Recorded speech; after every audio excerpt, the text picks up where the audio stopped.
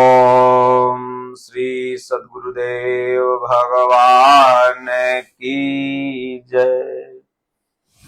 बोलो जय सिया राम, जय जय सिया राम। राम नाम दुर्लभ यति और ते नहीं काम। आदि अंत अरु मध्य हूँ, राम ही ते संग्राम। बोलिए श्री सद्गुरुदेव भगवान की जय। ओम श्री परमात्मने नमः। आज एक भक्त ने प्रश्न किया है कि महाराज जी, यह ग्रह दशा क्या होती है? क्या ग्रह दशा के प्रभाव में इंसान की कमाई कम होती है या दुख विपत्ति में रहता है, वगैरह वगैरह। आज ग्रह दशा को सुधारने के लिए न जाने कितने तांत्रिक लोग, न जाने कितने अपने आप को बाबा कहलवाने वाले लोग, ज्योतिष लोग अपनी अपनी दुकानें चला रहे हैं। क्या किस हद तक यह सही है? तो आज के भगवत चर्चा में हम सब लोग ये जानने का प्रयास करेंगे कि नवग्रह क्या है। दूसरा, हम सब लोग ये भी जानेंगे कि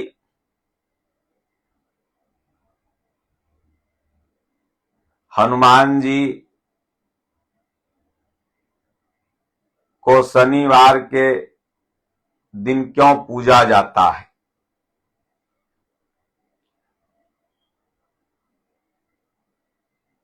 नवग्रह का देवता कौन है, यह भी आज के भगवत चर्चा में जानेंगे।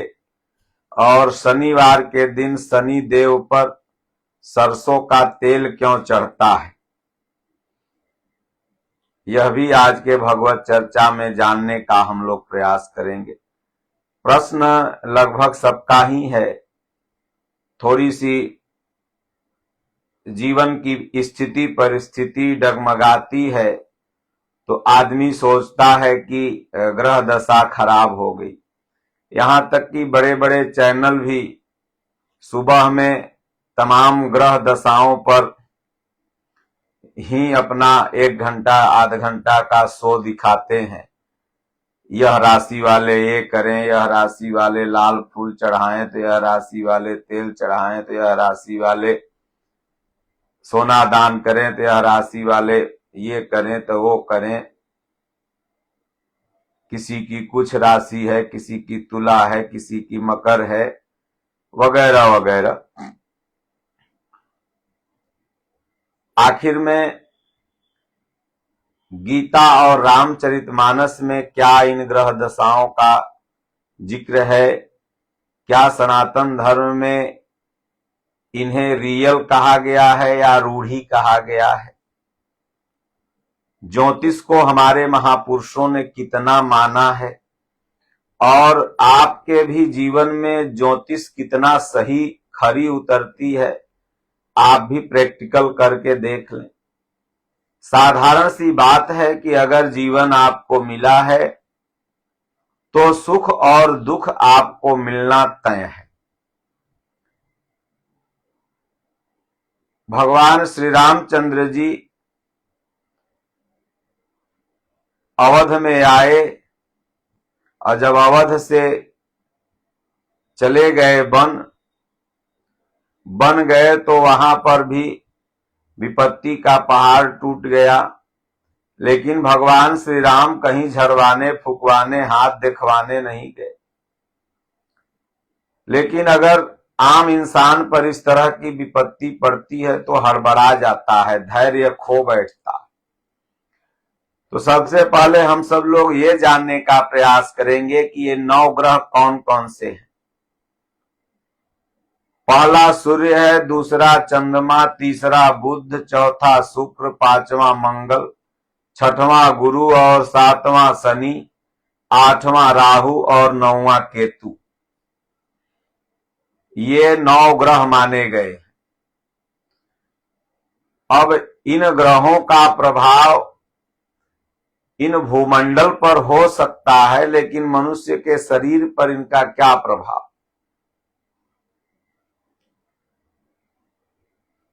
शनि और राहु और केतु, 3 ग्रहों का ज्योतिष लोग बहुत ज्यादा जिक्र करते हैं। किस कोई दुख आ, बोले तुमको शनि सता रहा है, राहु सता रहा है, केतु सता रहा है, ये अंगूठी पहन लो, ये ज्योतिष पहन लो, ये ऐसे कर लो, ठीक हो जाएगा। और ठीक वगैरह होता नहीं है, लेकिन मरता क्या न करता। जब आदमी पर दुख पड़ता है तो नाना तरह का उपाय करता है, एक उपाय छोड़ के भगवान के भजन का। गोस्वामी तुलसीदास जी ने भी इन ग्रह नक्षत्रों को नहीं माना और उन्होंने कहा कि जोग नक्षत्र वार ग्रह तुलसी गणत न काई, राम दाहिने जाहि के सकल दाहिने ताहि। जब भगवान दाहिने हो जाएंगे, आपके अनुकूल भगवान हैं, तो यह ग्रह नक्षत्र भी आपके अनुकूल है। और प्रभु प्रतिकूल हो जाएंगे तो ये शनि कितनो अनुकूल रहे, राहु कितनो अनुकूल रहे, केतु कितनो अनुकूल रहे, लेकिन भगवान प्रतिकूल हैं तो ये ग्रह आपको कुछ नहीं दे सकते। ये एक ग्रहों का नाम है, न कि ये ग्रह सुख अथवा दुख प्रदान करते हैं। गोस्वामी तुलसीदास जी के जीवन में भी खुद ऐसी ही घटना घटी। ज्योतिषियों ने कहा कि ये राक्षस है, राम नाम बोला, गर्भ में अत्यधिक समय रहा, दांत निकल आया, ये राक्षस है। भला बताइए, जो जन्मे और राम राम बोले उसे ज्योतिषियों ने राक्षस कहा, क्योंकि वो जान रहे थे कि ये कहीं न कहीं से उद्धारक है, हमारी रूढ़ियों को खत्म करने वाला है, राम राम बोल रहा है, महापुरुष है, इसलिए रूढ़ी फैला दिया उनके विषय में। जन्मते ही मां मर गई, कुछ दिन बाद पिता चल बसे, चुनिया नाम की माई ने पालन पोषण किया, वो भी मर गई। लोगों में भ्रम फैल गया कि ये तो सबको खा जाता है, इसका मुंह मत देखो। राहु केतु शनि सब इसके ऊपर सवार है। वह गोस्वामी तुलसीदास जी गलियों गलियों में भटकने लगे, कोई भोजन दे, कोई अपने दरवाजे से भगा दे। संत नरहरि दास की नजर पड़ी तो संत तो आपके चमड़े पर को नहीं देखते, आपके अंदर जो दिव्य आत्मा बैठी उसे देखते हैं। जन्म जन्म के पुण्यात्मा थे गोस्वामी तुलसीदास जी। नरहरि दास बोले इसको मैं ले जाऊं। गांव वाले ने कहा महाराज ले जाते तो बढ़िया रहा, मरल बचिया सधुवन के बभनन के, आप ही ले जाओ, मुंह देखते हम लोग सुबह तो दिन भर मुंह खराब हो जाता।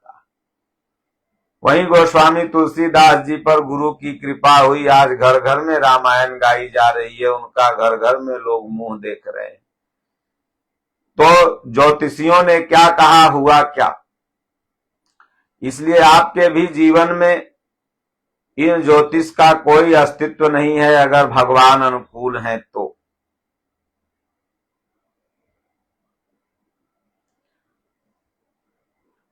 एक भगत था, शनिचर का दिन था, उसको बुखार बड़ी तेजी से आ गया। पंडित जी के पास पहुंचा, पंडित जी से कहा पंडित जी बड़ी बुखार आ रहा है। पंडित जी ने पतरा निकाला, झूठ मूठ के ऊपर से नीचे 3 बार चश्मा लगा के ऐसे ऐसे देखे, बोले तुम्हारे ऊपर तो शनि राहु और केतु तीनों सवार हैं।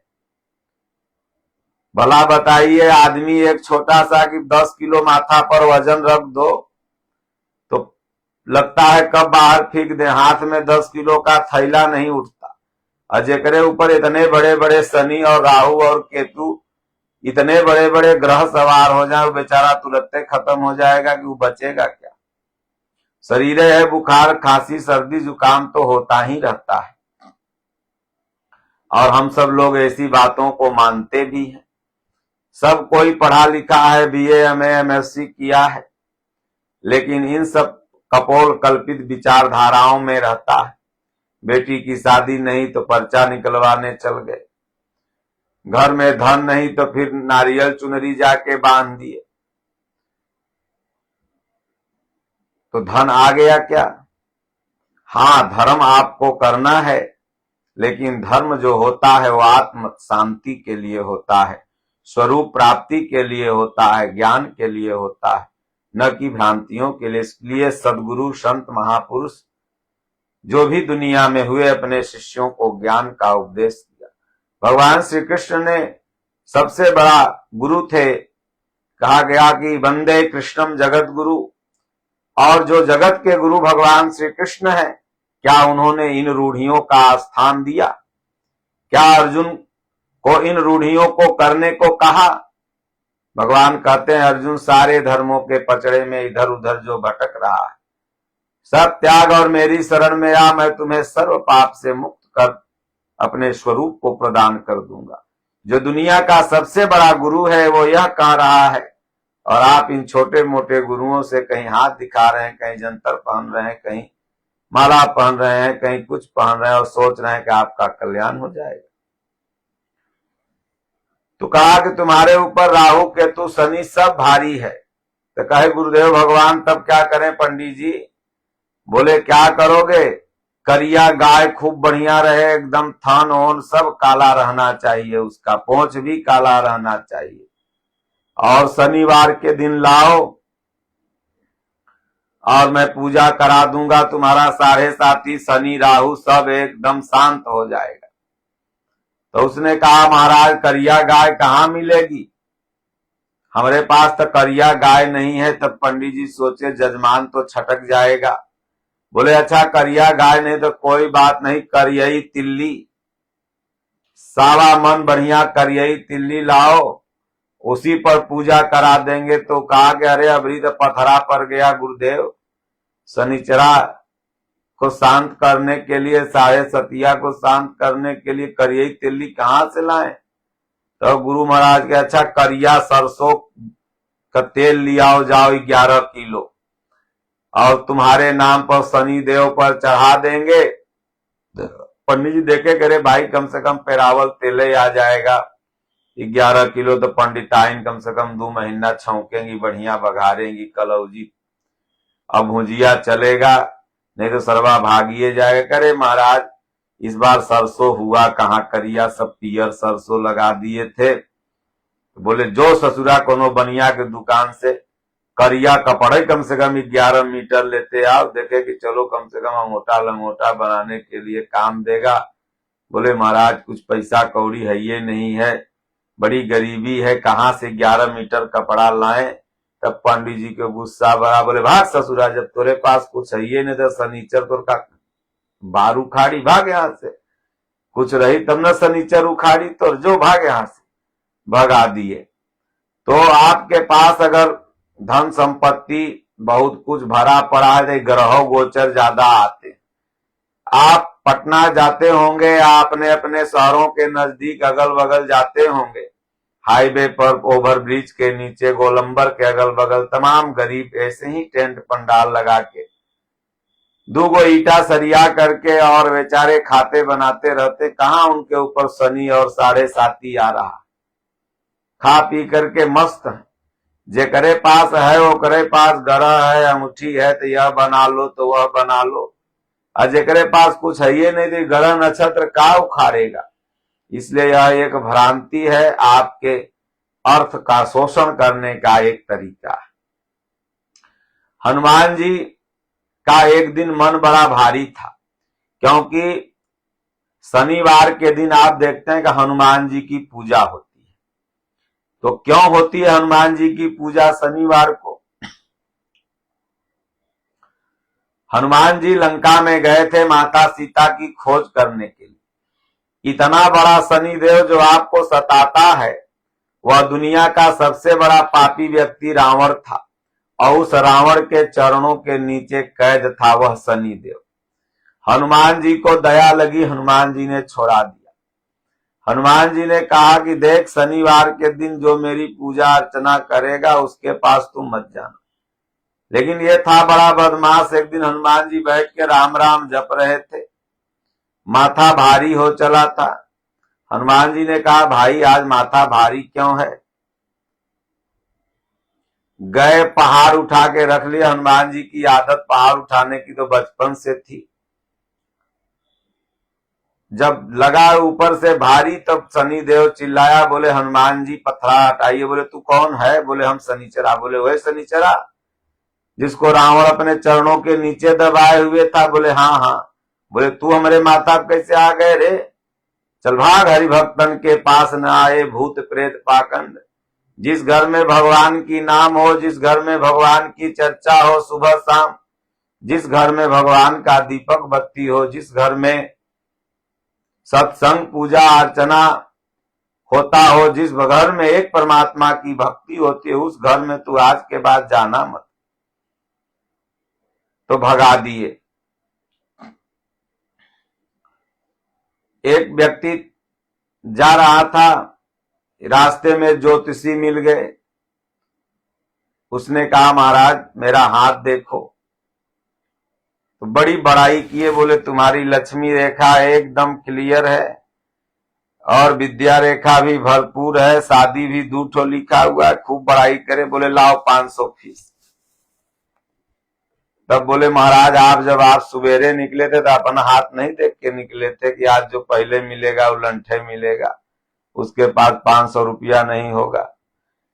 तो धूप में खड़े होकर के आपकी भाग्य की रेखा बताना। जिन्हें अपने भाग्य का पता नहीं, एक जादूगर जादू दिखाता है, नोट आपके सामने आ जाती है, लड्डू आपके सामने आ जाता है। अगर उस जादूगर के पास इतना ही कला है तो वो नोट और लड्डू घर में भी बना के खा सकता है। चौक चौराहों पर जाने की क्या जरूरत?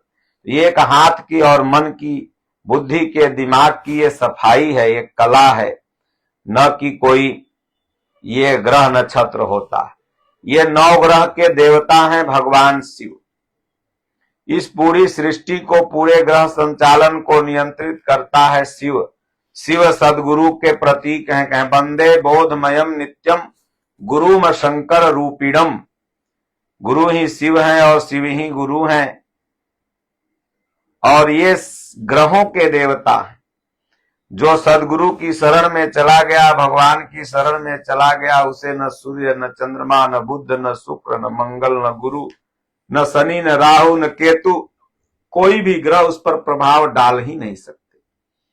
क्योंकि इन ग्रहों का काम दुख देना नहीं है, बल्कि यह ग्रह ब्रह्मांड में अपने अपने विभाग में अपना अपना एक रोल अदा कर रहे हैं। मंगल ग्रह, गुरु ग्रह, शनि ग्रह, जैसे सूर्य है उसी तरह से ये छोटे छोटे, भगवान सूर्य बहुत बड़ा, फिर चंद्रमा, फिर बुध, इसी तरह छोटे छोटे कई ग्रह उपग्रह इस धरती पर हैं।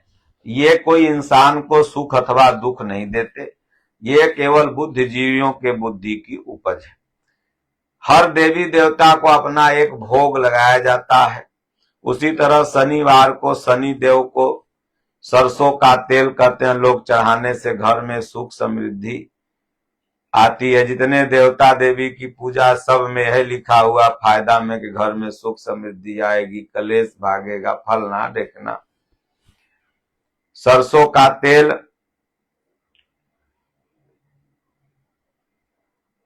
बैक्टीरिया को मारता है और नाक में भी लोग डालते हैं झाग के लिए। तो अब इसी बहाने लोग शनि देव की एक मूर्ति बना लिए और अपना उनके नाम पर कम से कम साग सब्जी के लिए तेल जुटा करके अपना भक्तों से तेल शनिचर को अपना चढ़वाते हैं। कोई ऐतिहासिक प्रमाण नहीं मिलता है कि भाई शनि देव को सरसों का तेल क्यों चढ़ाया जाता है। सरसों का तेल, राई का तेल खाने के काम में आता है। और यहाँ तक कि पहले ऑपरेशन वगैरह होता था तो उसमें सरसों का तेल इत्यादि, या चाकू वगैरह पर जैसे आज सैनिटाइज लगाते हैं वैसे लोग लगाते थे। सरसों का तेल बहुत ही फायदेमंद है और मूर्ति वगैरह पर चढ़ाने से या उसको कहीं फेंक देने से अच्छा है कि उसे आप यूज में लाएं, और अपने यूज में लाएं। अगर आपको बहुत ही चढ़ाना है तो जिनके पास औकात नहीं है सरसों का तेल खाने का, उन्हें दे दें, तो भगवान भी खुश, परमात्मा भी खुश। और फालतू मूर्ति पर किलो 2 किलो टीना 2 टीना चढ़ा देने से ये अपव्यय ही होता है। तो इसलिए ये ग्रह नक्षत्र जोग वार तिथि गोस्वामी तुलसीदास जी या दुनिया के कोई महापुरुष, कबीर साहब ने भी नहीं माना, माता मीरा ने भी नहीं माना, रैदास ने भी नहीं माना, भगवान कृष्ण भगवान राम भी कहते हैं कि कौन काहु सुख दुख कर दाता, निजकृत कर्म भोग सब भ्राता।